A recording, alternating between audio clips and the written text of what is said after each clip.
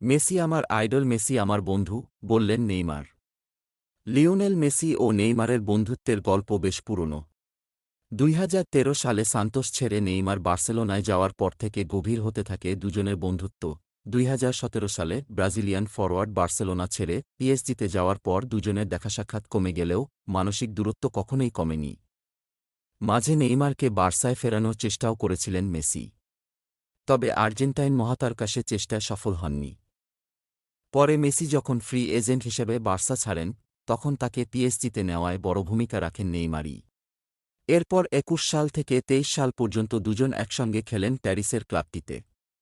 গত গ্রীষ্মের দলবদলে Messi PSG ছেড়ে চলে যান যুক্তরাষ্ট্রের ক্লাব ইন্টার মায়ামিতে, আর নেইমার নিজের ঠিকানা হিসেবে বেছে নিয়েছেন সৌদি ক্লাব আল হিলালকে।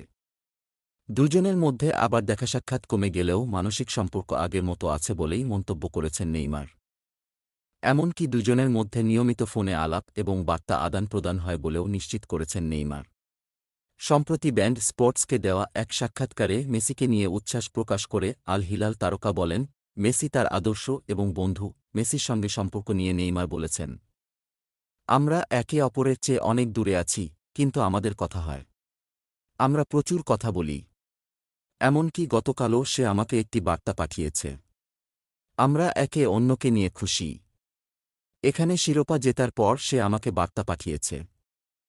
আমি তার সঙ্গে কথা বলেছি। গত বছর কোপা আমেরিকা ফাইনালে আর্জেন্টিনার কাছে হারের পর মেসিকে জড়িয়ে নেইমারের কান্নার দৃশ্য সামাজিক যোগাযোগ মাধ্যমে ভাইরাল হয়।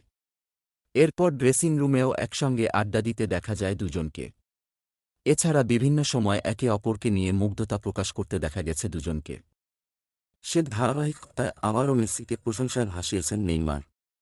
আর্জেন্টাইন অধিনায়ককে অসাধারণ মানুষ উল্লেখ করে নেইমার বলেছেন, সে অসাধারণ একজন মানুষ। মেসি আমার জন্য দারুণ এক আয়না, অসাধারণ একজন আদর্শ। আদর্শের পাশাপাশি সে আমার বন্ধু। আমাদের প্রচুর আড্ডা হয়। নেইমারের এই বক্তব্য থেকে পরিষ্কার যে তারা কত ভালো বন্ধু।